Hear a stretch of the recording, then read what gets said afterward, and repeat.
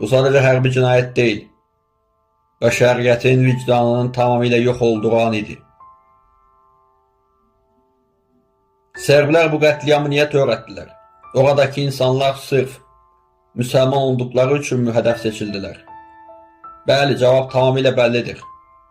Bosniyalılar Slavyan mənşəli xalq olsalar da, Osmanlı dövründə İslamı qəbul etmişdilər. Və Serb millətçilərinin nəzərində onlar türk və yadelli idilər. Serb ordusunun komandanı Ratko Mladic Srebrenicaya daxil olarkən kameraya baxaraq bu sözləri demişdi. Bugün 11 iyul 1995-ci ildə biz Srebrenicanı Serb millətinə hədiyyə edirik. Nəhayət ki, bu torpaqlarda türklərdən, yəni müsəlmanlardan intiqam almaq vaxtı gəlib çatdı. Bu ifadə qətliamın birbaşa dini və etnik nifrət üzərində qurulduğunu sübut edir. Serblər Bosniyada Böyük Serbiya, bütün serbləri birləşdirən dövlət yaratmaq istəyirdilər. Və bu yolun üzərindəki müsəlman əhalini tamamilə təmizləməyi, etnik təmizləmə qarşılarına məqsəd qoymuşdular.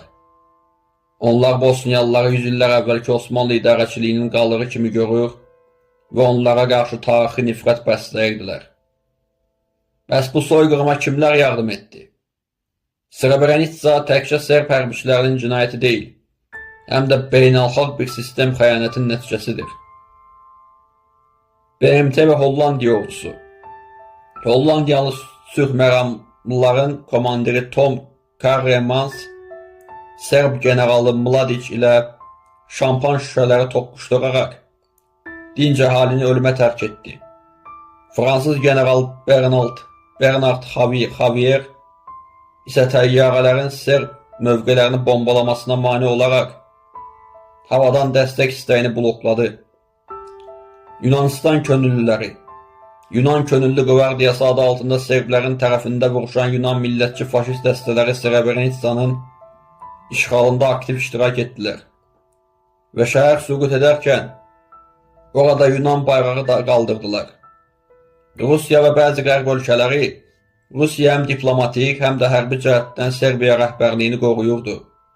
Qərb ölkələri isə uzun müddət Bosniyaya silah idxalına ambargo qoyaraq müsəlmanların özlərini müdafiə etmək imkanını əlindən aldı.